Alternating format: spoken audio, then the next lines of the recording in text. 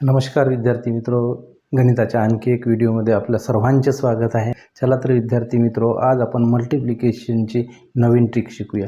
बघा विद्यार्थी मित्रो, इथे 100च्या वर असणाऱ्या संख्या दिसत आहे। 100च्या वरच्या संख्यांचे जे गुणाकार आहे ते कशा पद्धतीने फास्ट आणि ट्रिकच्या माध्यमातून सोडवायचं आहे ते आज आपण इथे बघणार आहोत। बघा विद्यार्थी मित्रो, 113 गुणिले 107 याला कशा पद्धतीने सोडवायचं आहे। आधी काय करायचं आहे, 113 आणि 107 या दोघांचा गुणाकार करायचा आहे। बघा काय करायचं आहे, हे 100ने किती 100पेक्षा कितीने मोठे आहे, 13ने मोठी आहे।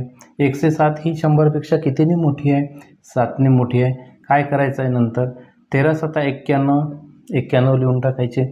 त्यानंतर 113 मध्ये 7 मिळवा, नाहीतर 107 मध्ये 13 मिळवा।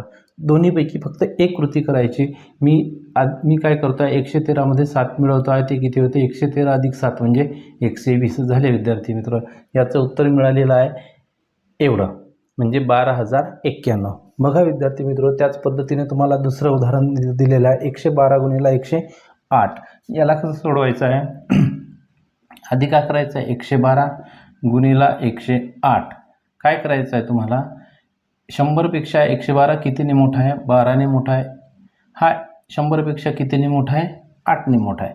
आता काय करायचं आहे, 12 8 किती होते, 12 8 96, आणि इकडे काय करायचं आहे मग, 112 अधिक 8 120 झालं। विद्यार्थी मित्रो, त्याचं सुद्धा उत्तर निघालेलं आहे।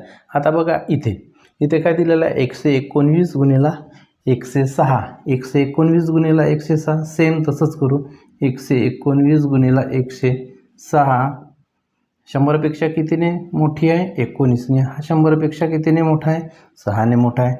19 छक किती होते, 114, 114चे काय लिहायचे आहे, 14। बघा 3 डिजिट जर येत असेल मल्टिप्लिकेशन, तर त्याचा तिसरा डिजिट म्हणजे शतक स्थानचा अंक कॅरी घ्यायचा आहे।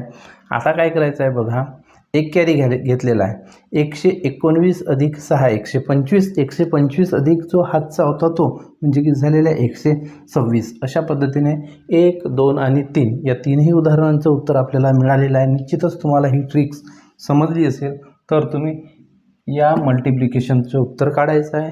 उत्तर तुम्हाला कॉमेंटमध्ये कळवायचं आहे। अशाच नवनवीन ट्रिककरिता माझ्या चॅनल्सला फॉलो करायचं आहे। धन्यवाद मित्रांनो।